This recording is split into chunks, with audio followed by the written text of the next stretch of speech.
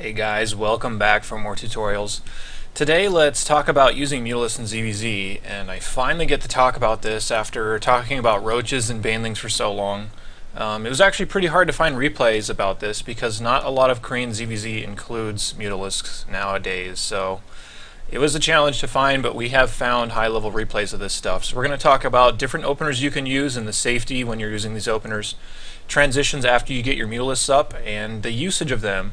A lot of people get the idea that Mutalisks are just supposed to go kill workers and that's it, and I'm going to kind of show you that that's not the whole purpose of these types of builds. So let's go ahead and jump into this and we will get talking about it. I need to press the right button to get this started probably. So here we have Life in Roro, and this game is actually a very different one. It's not specifically a Mutalisk build opener. This specifically is actually a Roach versus Roach game. And then Life uses the Mutalisks to kind of break the stalemate. So let's fast forward up to the point where the Roach battles start to happen. Just noting on the openers here, both of them opening pool first, so both playing safer and going to be better against early pool stuff. So all the regulars, or rather all the rest of the stuff is fairly normal. They can add on their speed here at any time, but again, that's not too important to this. So it looks like Roro's going to grab the speed first. Life's actually still not mining gas, so this is a gasless opener until he takes them all at the same time. Just adds up a wall here, which again, very, very common. And if you're more comfortable opening up with roaches rather than going straight into Mutalisks, then this is probably a really good build for you. So let's go ahead and just continue to watch here. Notice that Life is getting his spire, or rather his lair on 2 bases. This is really normal. It's pretty rare to actually take a third before taking this lair. I shouldn't say too rare, but it is a lot more common, even with Roach builds, just to try to get earlier speed, and you will need the lair for that. So that's mostly what you're going to see. But this super fast lair without a Roach Warren could just mean an immediate spire. So you can see that every once in a while in Muta type of play. So like I said though, this is just going to be Roach versus Roach for quite a while, and a lot of people don't particularly like this type of style because it feels like they can't ever really get an advantage. And this was a really cool and unique way to get the advantage in these types of battles. Just put out a handful of Mutalisks, and then every single Roach battle after that is on a clock. So Life adds a Spire here, and this is shortly after taking his third. You probably want to be mining from your gases here at the third as soon as possible, considering Mutalisks are so expensive. But this isn't one of those builds where you're going to make like 20 Mutalisks. That's more so what you're going to do against Terran and against Protoss. Against Zerg, you're usually going to sit on maybe like 8 Mutalisks, and the whole idea with the Mutalisks is to be able to win these battles against the Roaches, because you can see there are Roach battles going on all the time in these. And again, we've talked all about Roach versus Roach stuff. Go back in the playlist, and there's a link down in the description to get to that. Whoa, my phone's going nuts. There's a link to it down in the description if you want to check out Roach versus Roach games. But the Spire here, note that he's only making about 6 Mutalisks, and there's not much of a reason to make a ton of them because back in the super early days of Heart of the Swarm, Muta versus Muta was the norm, and they buffed Spore Crawlers to be super strong against Mutalisks, so making a lot of them doesn't really actually accomplish a lot. So he has about 6 Mutas out, and the rest of his supply is in Roaches. And on the other side, Roro's in nothing but Roaches right now. Of course, he could switch into Hydralisks, but the idea is that the Mutalisks will probably pay for themselves by the time those Hydralisks would come out. And he only bought 6, so it's not like he's really overcommitting with this. So the idea with these Mutalisks is you're going to usually come out here and try to clean up these random overlords that are sitting around the map, which are usually there to try and spot incoming attacks and whatnot from your, or rather your opponent's trying to spot your incoming attacks. But if this is the case and you have Mutalisks out, this basically means that you can't be attacked for a really long time. So this is also a good way to transition into a later stage of the game. If you want to go with this slight Muta little commitment, it's also going to help you win these Roach battles a little bit better, considering if you're fighting on your side of the map, you're going to get faster reinforcements, and your Mutalisks will be picking at the Roaches for like 20 or 30 seconds. So let's go ahead and watch them. You can see them just, he has them shift queued to individually target down Roaches so their damage isn't being wasted. And the Mutalisks have only killed a couple, but since the Roach versus Roach battles can be so long, if these Mutalisks kill about 8 to 10 of them, which they definitely will over time, then all of a sudden it's totally worth it. You have a complete advantage and they can't afford to attack into you for a long time. Note that Roro is switching into Hydralisk behind this, but it ceases to matter once the Mutalisks have basically paid for themselves. And winning this defensive Roach battle and giving life this big of a lead, you can see a 30 supply lead right now, and it's still growing because the Roaches really can't afford to keep attacking. It's really worth it with these mutas. And then right after that, he can go over here and kill these Overlords, maybe supply block them for a little while. He can also try to fly in here and see what he can get, but most of the time there will be spores up, and there's no way you're ever going to trade effectively with this few mutas against only even just one spore. So he's just going to go around and kill Overlords for the time being. But the whole point here was to break the Roach versus Roach stalemate, and it gave him a huge advantage in the supply. And life pretty much just closes this game out from here, since the Mutalisks gave him that advantage. So it's not like Mutalisk builds have to be, you know, like 50 Mutalisks. You won't really see that in ZvZ anymore. You'll usually just see a handful, and they'll usually just be to get you these small advantages to go into a mirror unit composition where you just have more stuff because you're able to wear them down over time. It's really just to pin them in their base for the longest amount of time and punish them really hard if they decide to leave. Note that all he's doing is he's just flying around, and if the Roaches even think about leaving, he's going to start killing them. So this is a really, really good play here from Life, and he's just going to mass up some Roaches here and get a good fight finally. And once again, the Mutalisks are still paying for themselves. Even just a couple of kills on each Mutalisk. Those are all Roaches and all Overlords, so they've all been totally worth the expense. The supply gap just continues to explode here, and there's just not a whole lot Roro can do against a play like this. So this was a really cool play that I thought would be cool to check out. If you're more comfortable opening up with Roaches, this is a good way to kind of break that stalemate. And let's go ahead and, whoops, I'm jumping into the wrong screens here. Let's jump into the next replay here, and we will get this going. You can see this is Czech versus Sen, and the last of these two games are both going to be Czech versus Sen. It's pretty hard to find ZvZ that reflects Mutalisk play, especially in Korea. So you'll note that I only really found one in Korea, and then the other two are both foreigners. These guys are, I think Czech is Chinese, and I think Sen, I know Sen is Taiwanese, but I'm not sure about Czech. But either way, finding Korean ZvZ in which mutas are involved is really, really hard to find. So we've got these guys all just setting up for a fairly normal game once again. Sen is going to be our muta player this game, and we're going to focus on specifically how he opens. He's not going to open with Roach like we saw last game. He's just going to open up with Mutalisks, and then he's going to transition immediately afterward. Making a lot of Mutalisks is pretty hard to keep rolling, and I should mention that one transition we could see that we don't typically see in high-level games, but it's still really strong, is the transition into just Ling Baneling and a few more Mutalisks after that, and just trying to blow up your opponent's army with Banelings and then have the muta advantage, prevent them from taking any more bases. Stuff like that can all happen, but it's pretty rare to see. So notice Sen getting a really quick lair here. He basically got Zergling speed, kept mining full on gas, and got his lair with his next 100 gas right after that. And then this is going to immediately go into Spire, but you need to be on top of what your opponent is doing, because if they're going to be all-inning you, then you need to throw down a lot of spines here and hold the all-in and wait for the Mutalisks to come out. If you go straight to Mutalisks like this, you're very vulnerable to a lot of different attacks. One good way to know that you're pretty safe against it is if they start building a wall here. That'll usually indicate that they want to go for a Roach, considering the Roach Warren will typically be on the wall. And that's one of the better ways to know whether or not to go for this Mutalisk type of strategy. Sen is just going to do it and hope it works out. He may also have really good information on how Czech likes to play, so this could be a total meta thing. He could have already done his homework here. He also adds on a Baneling nest just in case he has to get into Ling Baneling wars, which is definitely possible, but we'll also note that the wall is coming down and Roach Warren is coming down here for Czech. So there's nothing too alarming going on the other side, and Sen just produces this round of Zerglings here. This round of Zerglings with this Mutalisk play is really important, both for scouting and to hold off any potential counterattacks. So usually when the Spire's building is a good time to take your third base and get into that phase where both players produce a bunch of Zerglings. This is mostly just to protect your third from getting cancelled. If they try to take their own third, you can maybe cancel that. But these Zerglings are super important as far as the transition. Both to figure out what's going on, because if they have a ton of stuff behind the wall and it all leaves right then you know back at home, oh man, I should probably make a wall of my own, I should probably put up spine crawlers and hold against this, and then if I can hold, then the Mutalisks will eventually win it for me, because I'll have stuff that they can't, or rather I'll have stuff that they can't hit with their armies. So the Mutalisks are definitely coming up now, and this is a lot lighter pressure than you typically see against somebody opening mutas, but this is a really conservative Roach play from Czech, and you will see this every once in a while, as far as just getting enough roaches to hold and be able to take a third base without being delayed too long. So Sen's just getting that up. Here's the Mutalisks coming out now. And note that once again, this is not usually going to be for a ton of Mutalisks. This is just going to be enough to punish him for trying to attack you. So you'll notice right now, Czech has a handful of roaches out, and he's going to start getting a little bit aggressive, but Sen can easily shut this down with these 8 mutas.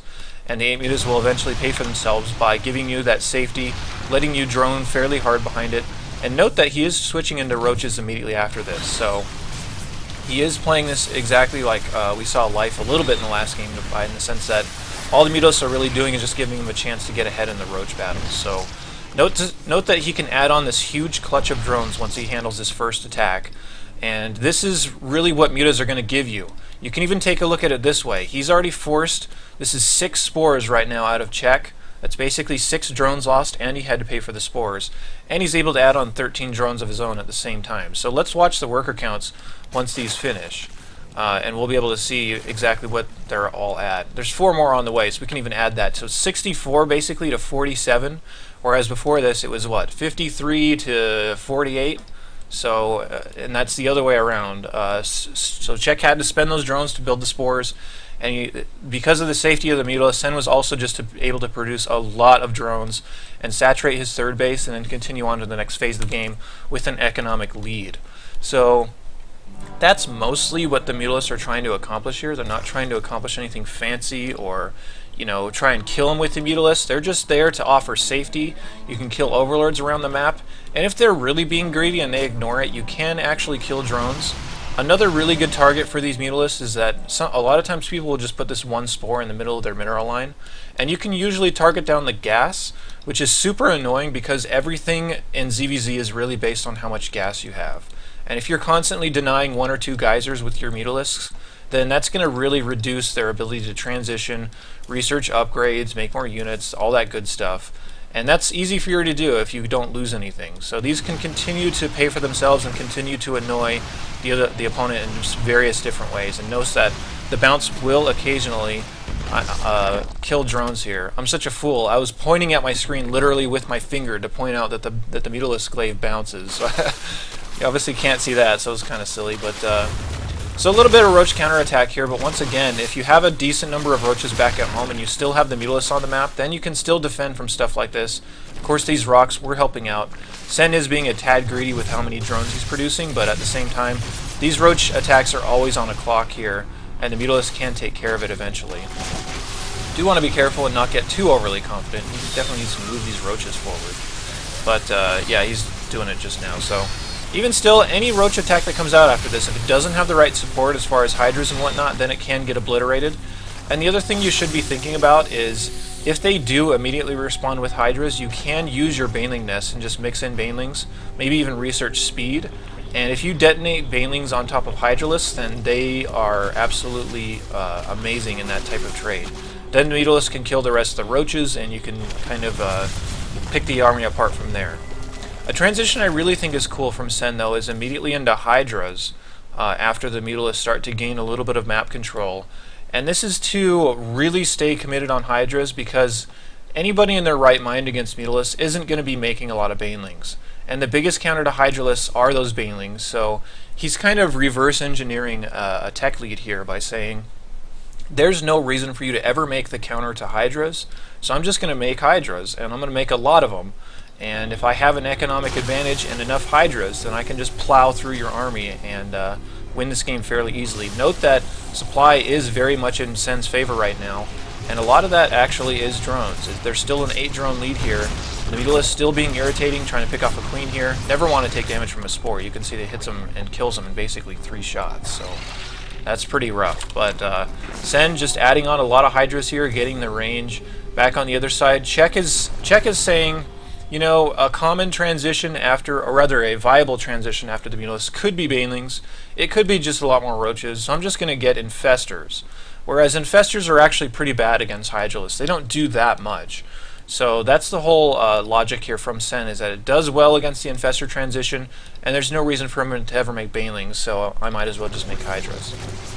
And he is adding on a ton of hydras. But if he can get this much damage put together, if he can still be annoying with his Mutalisks and whatnot, and hit at the right time, especially with an economic advantage, you can see here it's really starting to show. Then the Hydralisk will just mow through everything. The Infestor energy really won't matter that much, since it doesn't really do that much to Hydralisks, especially if you're supporting army as roaches after that.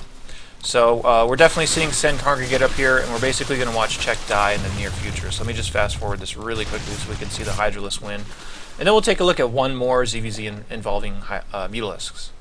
So again, the Mutalisks are really not what's doing the work here. They're really just providing safety and allowing Sen to do basically whatever he wants. Now the fight's coming up here.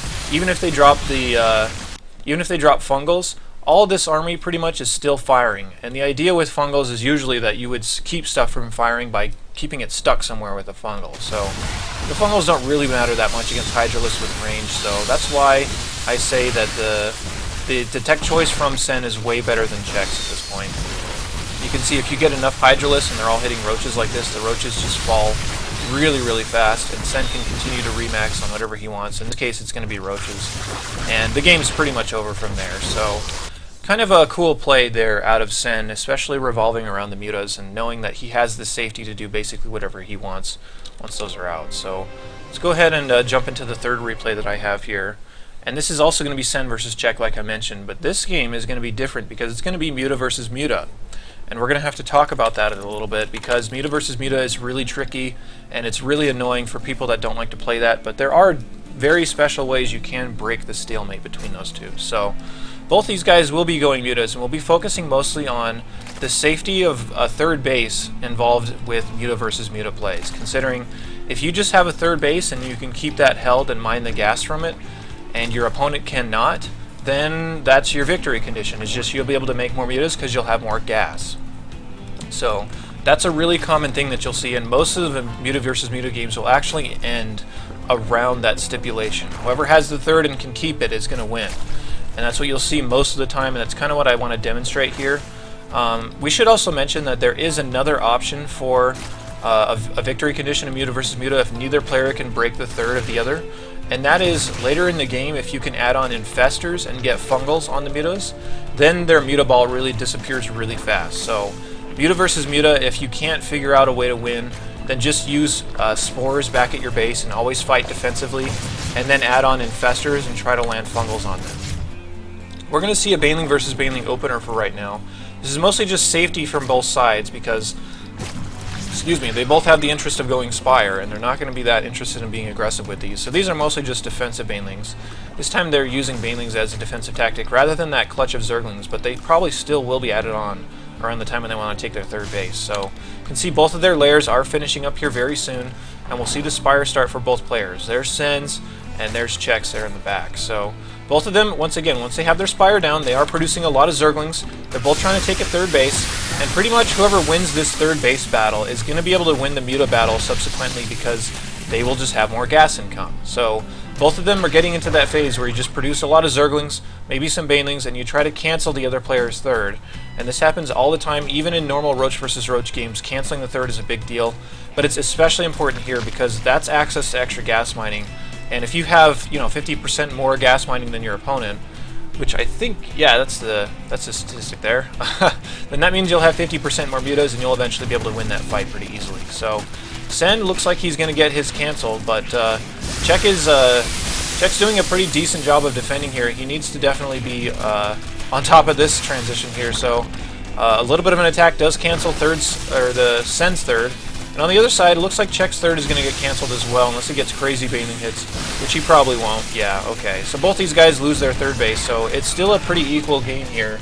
And both players are definitely very concerned about being able to have the third base advantage, which neither one does right now. So they still have to do a little bit of work, but the funny thing is that once the Mutalisks are out, then you can secure a third easily because Zerglings and Banelings can't hit Mutalisks. So worst case scenario, if it absolutely comes down to it, that's what can happen. By the way, if you know it's Muta versus Muta by virtue of being able to scout with an Overseer, then you will know that you definitely do need upgrades to break the stalemate as well.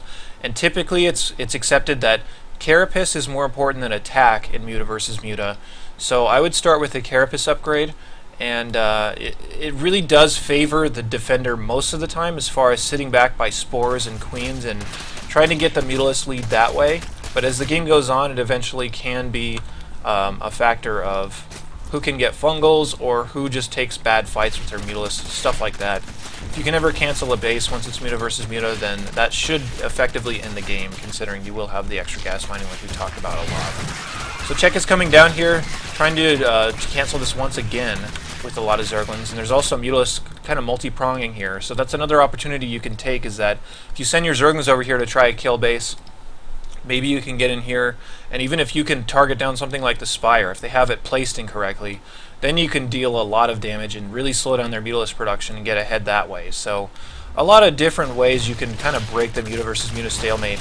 But we can see just from looking at this that Sen's going to lose his third, and Czech isn't. Czech already has his gas ready to mine. So without even looking at the rest of this game, and I haven't seen this for a while, I can tell you that Czech should and by all means will win this game, considering he has that extra gas mining. So Sen's coming down here trying to retake this, and he's blocking it once again with his Zergling attacks.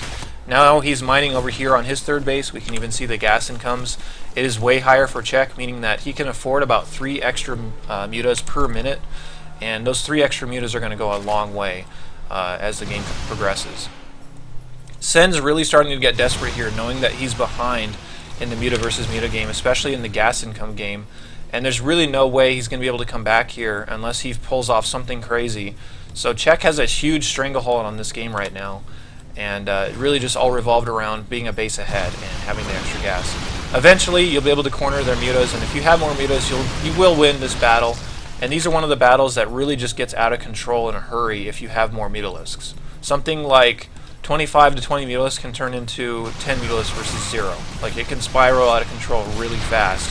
And if you ever win a battle like this, that should effectively end the game in the sense that you still have mutas on the field and they have nothing. So that's usually how Muta versus Muta games can break down, and I just wanted to really overstress the importance of holding the third and having the extra gas mining against a Mutalisk player. So yeah, you definitely do want to play out that phase of the game either way and have that extra gas mining if you can possibly get it. But like we've talked about, if the game does just stalemate in Muta versus Muta and you both just have huge Muta clumps and you can't figure out how to break that, put down a couple of extra spores and always make sure to fight over those spores if it's Muta versus Muta, and start to transition into something like Infestors, because if you can grab fungals on these armies and stick them in place and just chain the fungals together, then you'll kill off huge clumps of Mutalisks at a time and you will win that way. So those replays are really hard to find because, like I said, you don't typically see this kind of stuff, but it is viable. It is somewhat common on the Foreigner scene, and especially on ladder, so I thought it'd at least be a good introduction for you guys. So I hope that you enjoyed that video. Hope it gave you some good ideas as far as what to do with Mutalisk builds and how to run them. I'm sorry for the roughness of this video as far as tabbing the wrong thing and my phone making noise and whatnot, but sometimes it happens. Either way, I hope you guys enjoyed this, and I'll be back with more videos very soon. So check those out in the near future, subscribe, whatnot. I'll see you later.